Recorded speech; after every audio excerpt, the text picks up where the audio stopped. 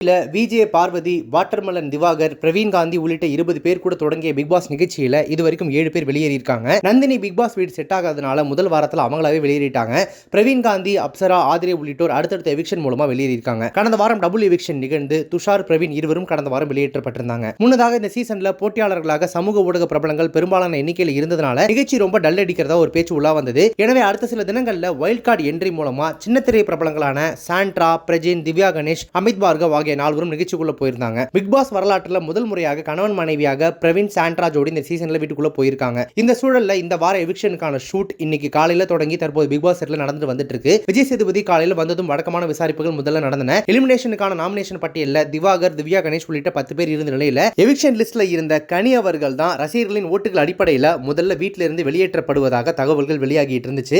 கனி அவர்கள் தான் இந்த வாரம் எவிக் செய்யப்பட்டிருக்காங்க அப்படின்ற மாதிரிலாம் கிட்டத்தட்ட தகவல்கள் சோஷியல் மீடியால உலா வந்துட்டு இருந்துச்சு. இந்த சூழல்ல கடைசி நேர அதிரடியாக தற்போது திவாகர் வெளியேற்றப்படுவதாக தகவல்கள் வெளியாகி இருக்கு. வாட்டர்மெலன் ஸ்டார் அப்படின்னு சொல்லிட்டு தன்னைத்தானே சொல்லிக்கக்கூடிய, தன்னைத்தானே பயங்கரமாக புகழ்ந்து பேசிக்கக்கூடிய திவாகர் அவர்களை பொறுத்தவரை வெளியில ஆல்ரெடி பல அலப்பறைகள் பண்ணிட்டு இருந்தாரு. ஜாதி பத்தி பேசினது, அதற்கு ஆதரவா குரல் கொடுத்ததுன்ட்டு ஏகப்பட்ட சர்ச்சைகளை சிக்கி ஒரு வழியா இந்த பிக் பாஸ் சீசன்ல முதல் என்ட்ரியாக வீட்டுக்குள்ள போயிருந்தாரு. உள்ள போனதுக்கு அப்புறமா அதற்கு இருந்த எதிர்ப்பு ஒரு சில இடங்கள்ல ஆதரவாகவே மாறுனுச்சு அப்படின்னு சொல்லலாம். ஹோல் பிக் பாஸ் சீசனே ஒரு மாதிரி மொத்தமா டல் அடிச்சிட்டு இருக்கும்போது இவர் தான் ஏதோ அப்பப்ப சர்ச்சைகளை கிளப்பினாலும் கண்டென்ட்டாவது கொடுக்குறாரு அப்படின்ற மாதிரி தான் அவர் வீட்டுக்குள்ளேயே இருந்தாரு. ஆனா கடந்த சில தினங்களாக அவரின் நடவடிக்கைகள் வெளியில பலர்கிட்ட அதிருப்தியை தந்திருக்கு. குறிப்பா உள்ள ஜாதியை பத்தி மறைமுகமா பேசுறது, அவங்க வந்த இடத்தை பத்தி வச்சு கிரிட்டிசைஸ் பண்றது, குறிப்பாக கானோ வினோத் கிட்ட அவர் நடந்து கொண்ட விதம் சர்ச்சைக்கு வழிவகுத்தது. இது மட்டும் இல்லாம பெண்கள் கிட்ட பல இடங்கள்ல அவர் ஒரு மாறி நடந்துக்கிறாரு அப்படின்ற மாதிரி பல விமர்சனங்கள் அவர்கிட்ட வைக்கப்பட்டது. இப்ப ரீசெண்டா கூட அரோரா சின்க்ளேர் அவரை பத்தி பேசும்போது காதல் காதல் பொண்ணு பொண்ணுன்னு அலைஞ்சுகிட்டே இருக்காரு அப்படின்ற மாதிரி சொல்லியிருந்தாங்க. பல இடங்கள்ல அவருடைய செயல்முறைகள் வரைமுறை மீறினதாகவே இருந்துச்சு. இந்த நிலையில அவருக்கு கண்டிப்பா ரெட் கார்டு கொடுத்து வெளியேற்றப்படணும், விஜய் சேதுபதி கண்டிச்சு பேசணும் அப்படின்ற மாதிரிலாம் சோஷியல் மீடியால பல பேரும்